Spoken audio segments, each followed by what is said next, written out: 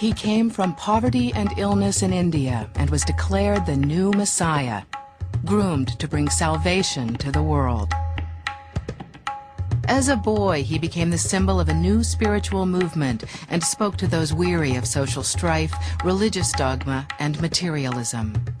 But as a man, Jiddu Krishnamurti defied the expectations of those around him.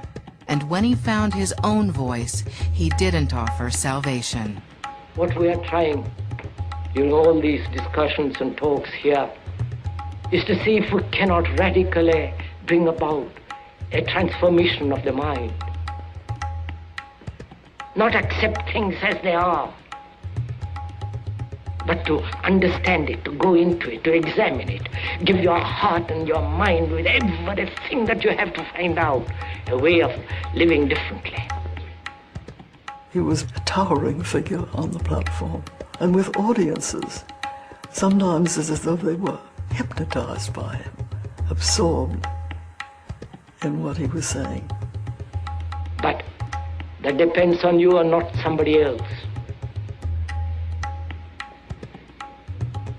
Because in this there is no teacher, no pupil, there is no leader.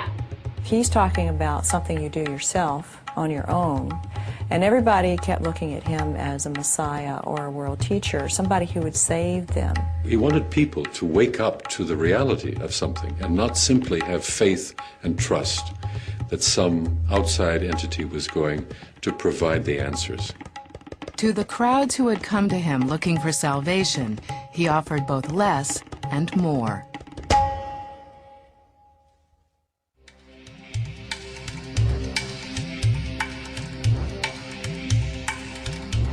The Adyar River winds its way through southern India. At the turn of the century, wildlife teemed its banks and small villages dotted its shores. One of the largest of these towns, named after the river itself, was where Jiddu Krishnamurti spent part of his childhood. His father had moved his family to Adyar after the death of Krishnamurti's mother. Here he found a small house to raise his 4 sons and work with a religious organization he had joined, the Theosophical Society. As a young boy, Krishnamurti played along the banks of the river in the shadow of the imposing Theosophical headquarters. The Theosophical Society, a spiritual movement founded by Westerners, promoted universal brotherhood and explored ancient religious traditions. They had selected Adyar as their home. For people who were brought up in the West, India becomes seen as a new Holy Land. For a spiritual seeker, India is sort of a gold mine. Theosophy was an attempt to bring an amalgam of the great religious, spiritual teachings of the world together and offer them in a palatable form. Who was interested in it? Everybody, almost, on some vague level. Secret wisdom is very attractive to most people, at least on a superficial level. It mainly attracted people, I think, who are willing to think outside the box, okay, to think unconventionally, definitely. Annie Besant, the president of the Theosophical Society, was particularly drawn to mystical elements of the movement. She and other theosophists became convinced that a Messiah, a world teacher, would come from the East, possibly from India, to lead humanity to enlightenment. Walking along the river in Adyar one day, Charles Leadbeater, a colleague of Besant's, happened upon a group of boys playing along the shore. One of these boys was 14-year-old Jiddu Krishnamurti.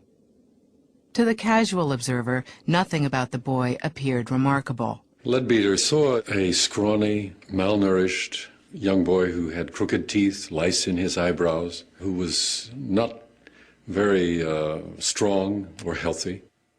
He looked a typical South Indian Brahmin boy.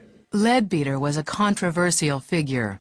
He'd been brought up on charges of immoral conduct in England, and though he was never convicted, many theosophists doubted his character. Despite this, Annie Besant trusted and relied on Leadbeater, and she defended his innocence. She also thought him to be clairvoyant, able to see the atmosphere that surrounded a person.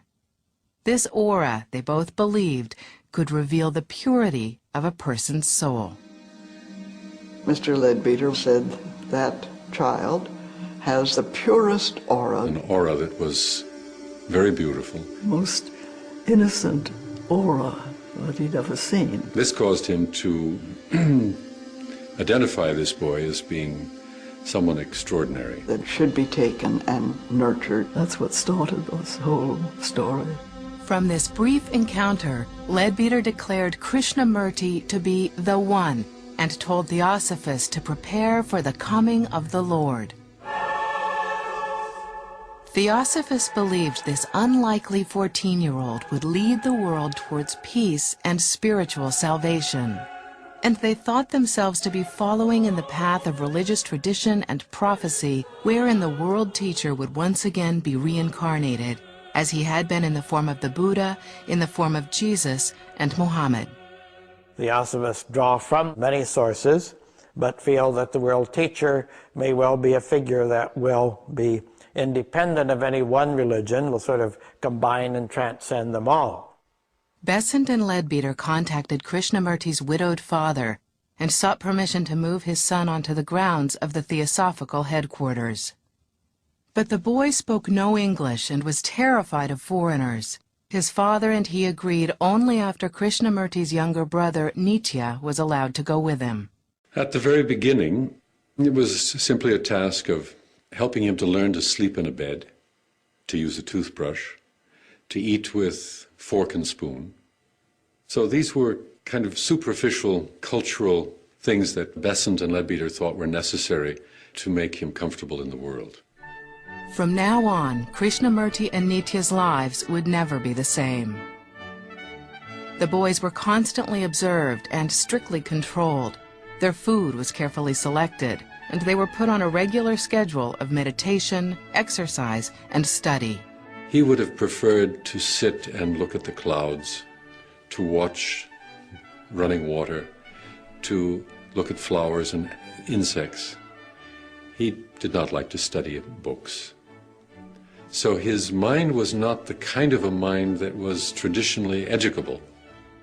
Years later, Krishnamurti looked back on his childhood, able to reflect on those experiences. He referred to himself as K and spoke about himself in the third person. Nobody was to touch anything that K touched. If they said they liked oranges, for the rest of the year they had oranges. If they said they wanted to go on a bicycle ride, right, you went on a bicycle ride for the rest of the year from 7 to 8. So the boys never said after that they liked anything. After several months, Besant and Leadbeater decided that Krishnamurti was ready for the next phase of his spiritual initiation. They placed him in a room and encouraged him to enter a trance-like state. Soon, they believed, he would be contacted by what they called the Masters.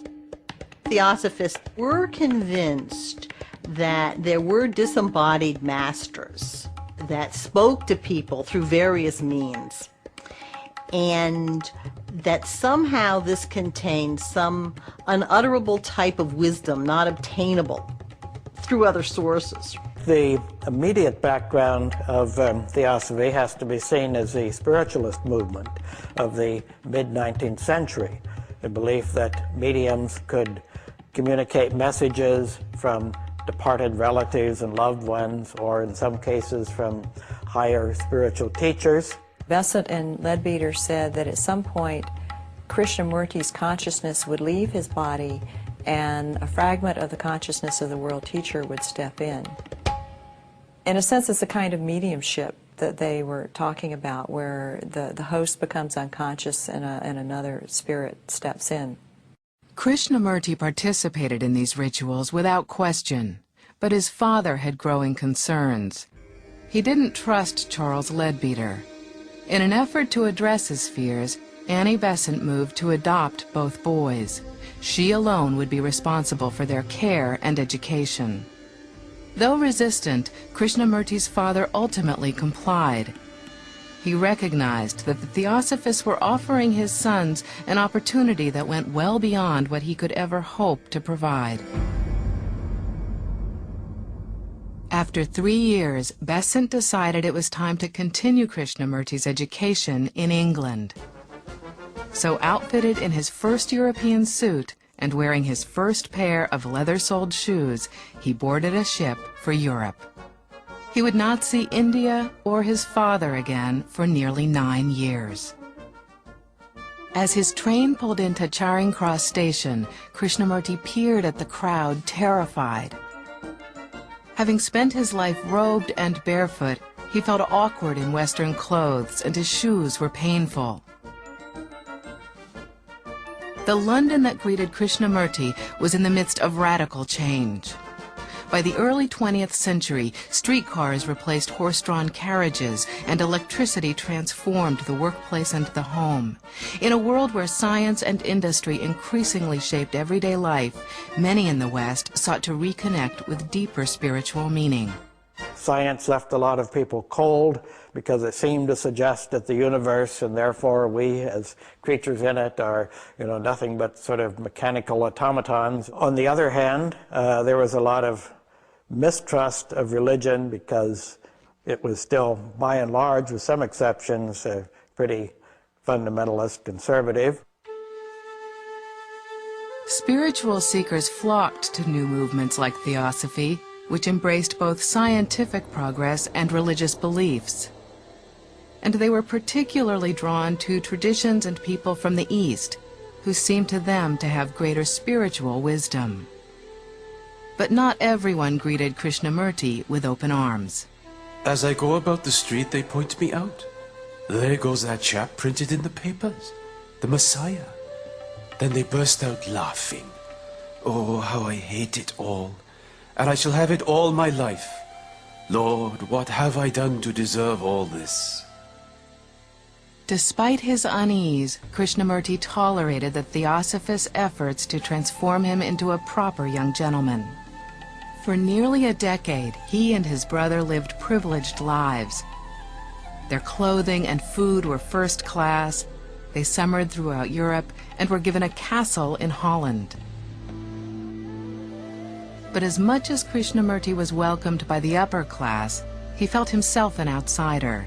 He began to establish his own opinions and his own voice. When I went to Europe for the first time, I saw how people amused themselves trying to forget their unhappiness, thinking that they were solving their problems by drugging their hearts and minds with superficial excitement. Annie Besant had surrounded him with assistants, secretaries, and tutors, and Krishnamurti rarely had time alone. He lived a luxurious life, but he was denied the one luxury most important to him: privacy. I dream and dream of a different life. There is a rebellion within me, surging quietly but surely. To what purpose, I don't know. I would like to weep a good long weep. I want to go away, away from everybody to some beautiful, cool, secluded spot.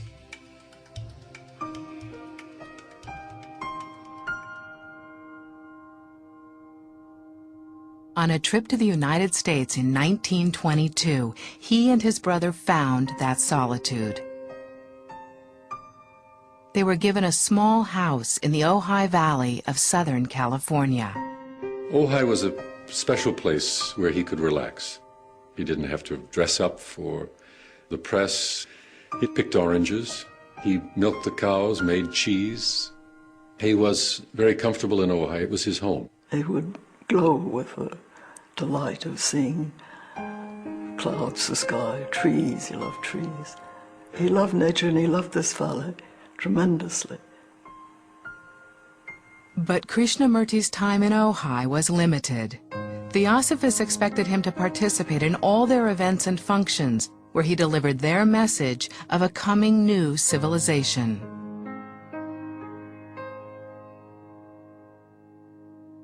By the mid-1920s, the once shy and awkward teenager had grown into a mature and sophisticated young man and a magnetic public speaker. People throughout the world are seeking comfort, but not understanding.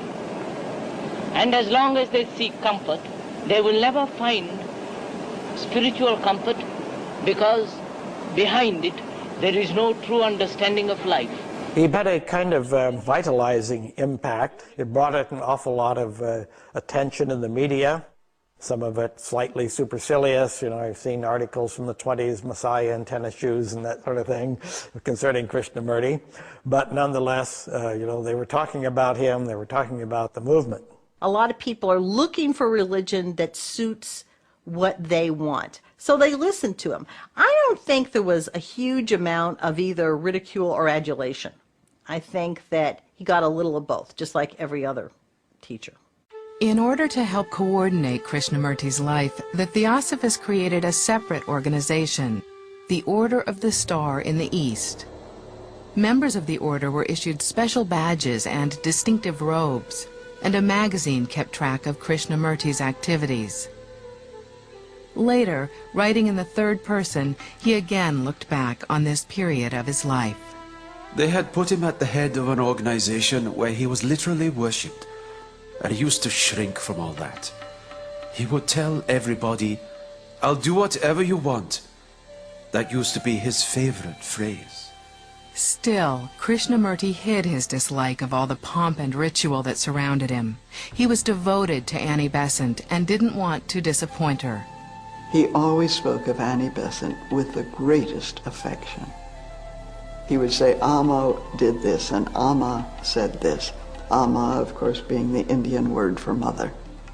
So there was the greatest affection all his life.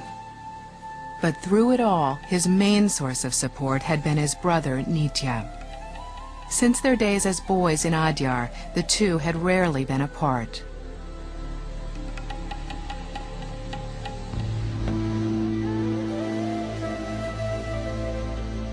On the eve of the Theosophical Society's 50th anniversary, Nitya fell ill with tuberculosis, and Krishnamurti at first refused to leave his brother's side.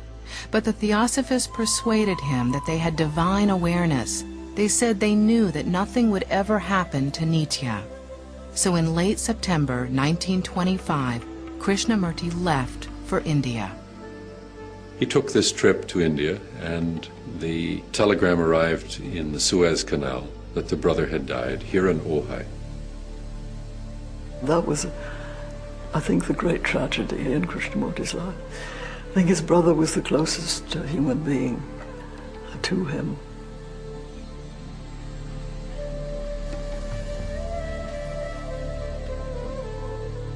This shook Krishnamurti deeply, not only the death of the brother, but also the fact that he could not rely on the leaders of the Theosophical Society to predict anything seriously.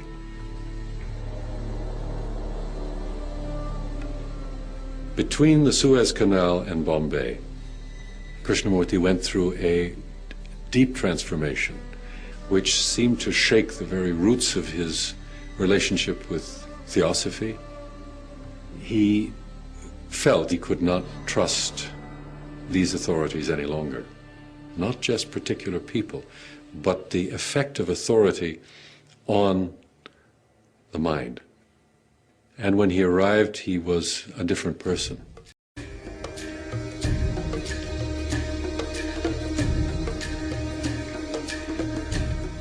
Krishnamurti now began taking a hard look at the organization that surrounded him and the audiences who gathered to hear him speak. He realized he'd become a mere figurehead surrounded by a crowd of followers and acolytes. I was in revolt against Theosophists, with all their jargon, their theories, their meetings, and their explanations of life. I questioned everything because I wanted to find out for myself.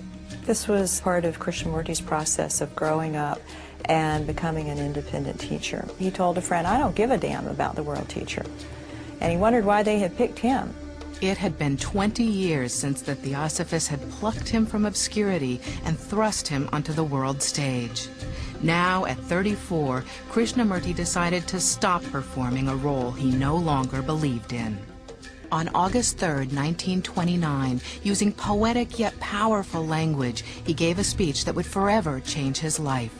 I maintain that truth is a pathless land and cannot be approached by any path whatsoever, by any religion, by any sect. Before several thousand theosophists, he dissolved the Order of the Star in the East and announced that he now wanted no followers. A belief being purely an individual matter, you cannot and therefore must not organize it. If you do, it becomes crystallized, dead. It becomes a creed, a sect, a religion to be imposed on others. He said, you have to find out for yourself what is truth. You cannot rely on me. They weren't expecting this. They were expecting salvation. He didn't provide salvation. He provided doubt, skepticism, and the tools for looking within.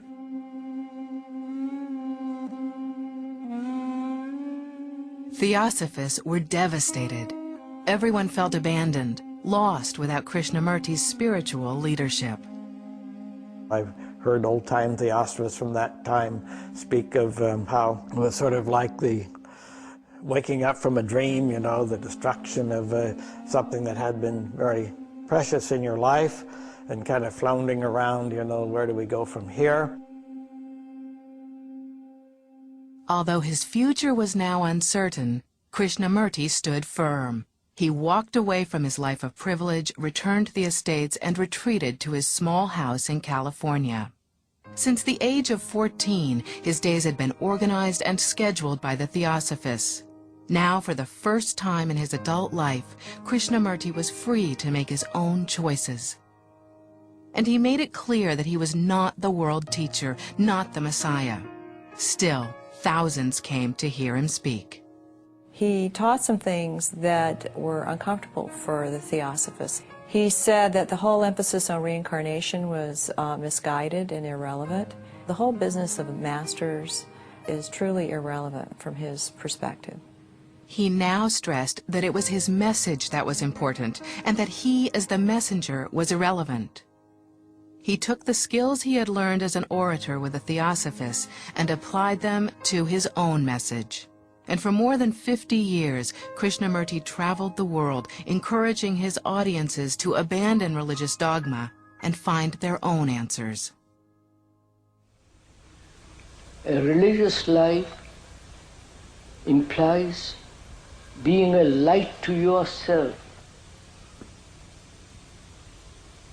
which means no outside authority, no spiritual authority, including me. People asked him, what should I believe? How should I behave? And he mirrored that back by saying, what do you see? He was saying the enlightenment is for you to discover, not for me to give to you. From the 1960s on, Krishnamurti devoted much of his time and energy to the creation of schools around the world that stress spiritual and creative exploration, as well as intellectual growth. He founded a school in which the main object, they claim, is to have people think for themselves. Well, you can't give a greater gift than that to the whole process of education. The educator is the greatest individual on earth, because he's bringing up children for the future. Therefore, they are much more important than the politicians, than the religious leaders and priests and the business people and all the rest of it. It's a sacred profession. In 1986, at the age of 90, Jiddu Krishnamurti died at his home in Ojai. He left behind more than 40 volumes of his writings, thousands of hours of audio and video recordings, as well as foundations and schools that help protect and spread his message. I would have to say that his legacy, at least among ordinary people, is rather slight. Now, that doesn't mean that he isn't important in more subtle ways. All of the great prophets had something to give to the world. They all had wisdom, and of course it's up to the world to listen to what they had to say. Once when asked, what are you leaving behind, Krishnamurti said, you can burn the books, you can destroy the tapes. If there are not people who have understood what I have been talking about, then there is nothing. In this there is no teacher, no pupil, there is no leader, there is no guru, there is no master, no savior. You yourself are the teacher and the pupil, you are the master, you are the guru, you are the leader, you are everything.